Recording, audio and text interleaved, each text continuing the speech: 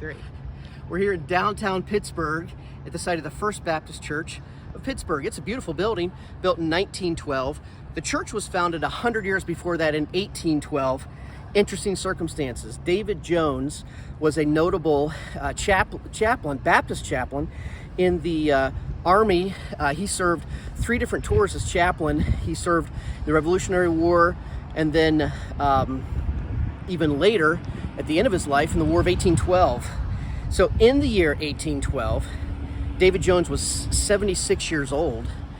He came to Pittsburgh and organized about 11 English glassblowers and formed the First Baptist Church of Pittsburgh. He was 76. That same year, he got called to be a chaplain in the War of 1812. So he moved on pretty quickly and turned the church over to its first pastor. Now, at that time, 5,000 residents in Pittsburgh. The first baptismal service they talked about at the church, 2,000 people attended it on the banks of the Monongahela River.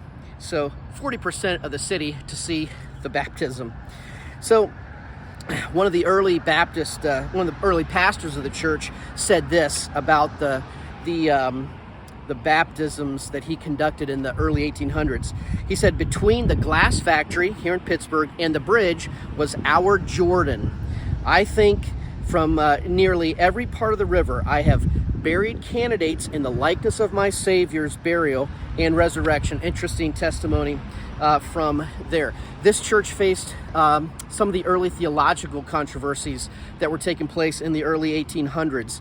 In fact, there was one point early in its history where a majority of the church members followed a false heresy, a false teaching that was promoted by Alexander Campbell, the Campbellites, in the Church of Christ.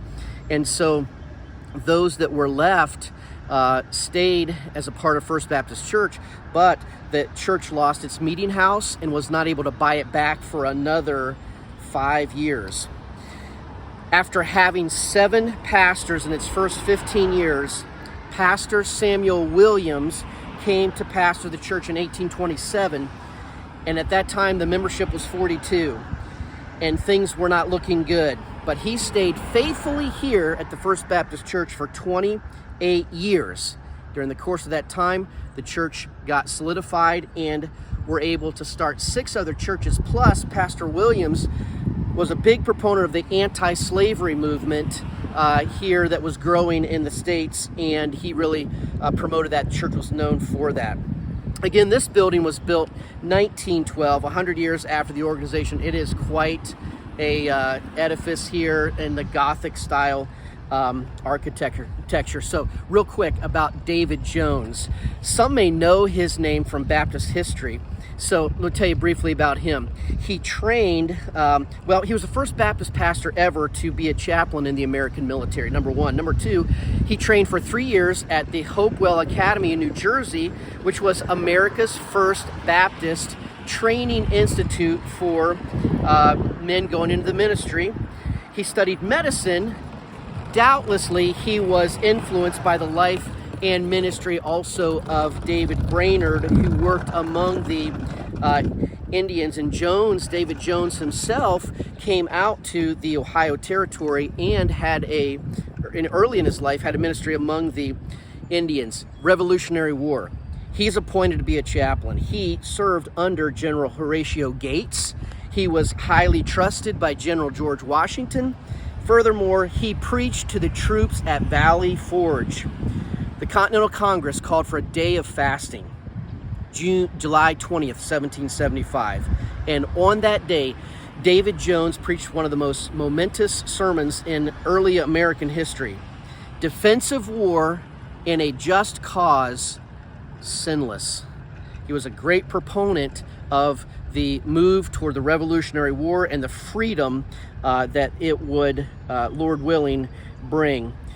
On the eve of battles, Jones would rally the troops with patriotic sermons and attend to the men's spiritual and also medical needs afterwards. He also carried pistols in his hands and was known to be ready to use them, which is why one of the British generals, General Howe, put a price out on David Jones' head for his capture, which they never did. And so he was at Ticonderoga, Morristown, Brandywine, nearly, barely escaped the Paoli massacre.